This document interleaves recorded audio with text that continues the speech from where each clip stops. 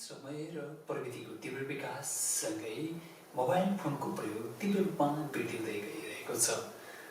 तसर्थ जसमा अति आवश्यक र बढी प्रयोग हुने कुरा हो इमेल अथवा जिमेल आइडी, जसको प्रयोग Google, play store, email, Gmail, YouTube, Facebook लगायतका विभिन्न एप्सहरूमा लगइन गर्नका निमित्त जसको आवश्यकता पर्दछ।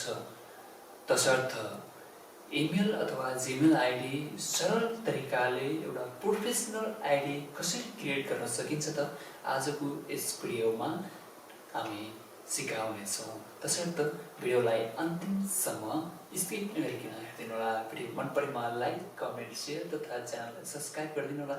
भिडियोलाई ढिलाइ नगरिकन सुरु गर्न गएछु मोबाइल स्क्रिनतर्फ। मोबाइलमा गइसकेपछि गुगल, क्रोम अथवा जिमेलमै गएर हामी जिमेलमा गएर एकाउन्ट क्रिएट गरेछौँ। जिमेलमा जानुहोस्।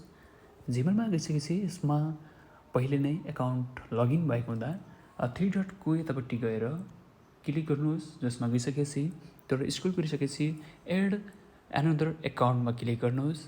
त्यसमा क्लिक गरिसकेपछि गुगलमा क्लिक गर्नुहोस् र कन्टिन्यू गर्नुहोस्।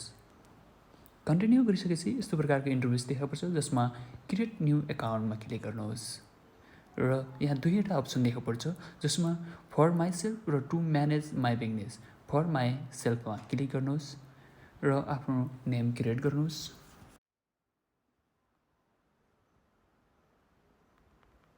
नेक्स्ट क्लिक गर्नुहोस् र आफ्नो डेट अफ बर्थ राख्नुहोस्। यसमा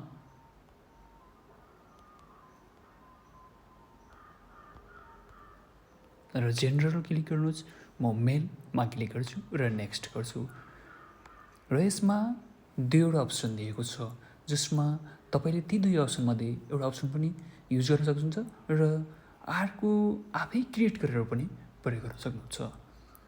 म चाहिँ दोस्रोलाई क्लिक गर्छु, नभएर फर्स्टलाई क्लिक गर्छु। फर्स्टमा क्लिक गरिसकेपछि डन गर्छु।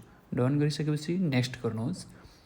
नेक्स्ट गरिसकेपछि Google create a strong password भनेको छ। स्ट्रङ पासवर्ड क्रिएट गर्नुहोस्, जसले ह्याक हुने सम्भावना एकदम कम हुन्छ। पासवर्ड क्रिएट गर्दाखेरि लेटरको एउटा क्यापिटल लेटर राख्नुहोस् र अङ्क पनि राख्नुहोस्। @gmail यस्ता प्रकारका साइनहरू छन्, तिनी साइनहरूमध्ये कुनैले राख्नुहोस्, जसले गर्दा पासवर्ड स्ट्रङ हुने गर्दछ। म स्ट्रङ पासवर्ड राख्छु। तपाईँहरूले नि स्ट्रङ पासवर्ड राख्नुहोला। प्राय व्यक्तिहरूले चाहिँ आफ्नो नाम र 1 2 3 यस्तै राख्ने गरेका हुन्छन्। त्यस्तो चाहिँ नगर्नुहोला। तपाईँको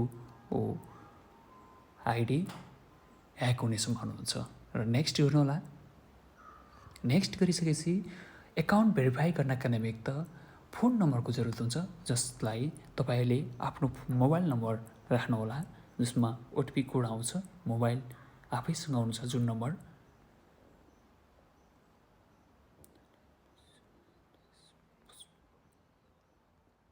नेक्स्ट गर्नुहोस्। नेक्स्ट गरिसकेपछि यसमा कुनै समय मोबाइल नम्बर हानेपछि गुगल भेरिफिकेसन कोड आउँछ भने कुनै समय यस्तो प्रकारको इन्टरफेस आउँछ र यसलाई राम्रोसँग पढ्नुहोस् र आई एग्री गर्नुहोस्। एग्री गरिसके पश्चात हाम्रो जिमेल एकाउन्ट क्रिएट भइसकेको छ। हामीले अब जिमेल एकाउन्ट भेरिफाई गर्नुपर्ने हुन्छ, जसको लागि थ्री डट यतापट्टि आफ्नो जिमेल आइडीमा क्लिक गर्नुहोस् र म्यानेज योर गुगल एकाउन्टमा क्लिक गर्नुहोस् र त्यहाँ गइसकेपछि पर्सनल इन्फोमा जानुहोस्। पर्सनल इन्फोमा गइसकेपछि त्यसलाई स्क्रोल गर्नुहोस्।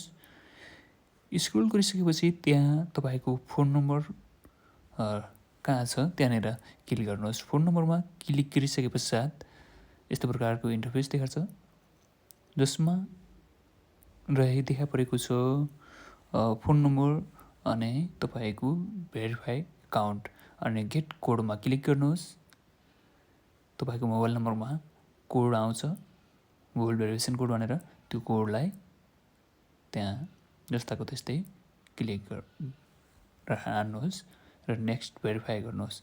हाम्रो जिमेल एकाउन्ट भेरिफाई भइसकेको छ। भिडियो यति बेलासम्म हेरिदिनु भयो त्यसको लागि धेरै धेरै धन्यवाद। भिडियो मन परेमा लाइक कमेन्ट सेयर तथा च्यानललाई सब्सक्राइब गरिदिनु होला। Thank you for watching this video.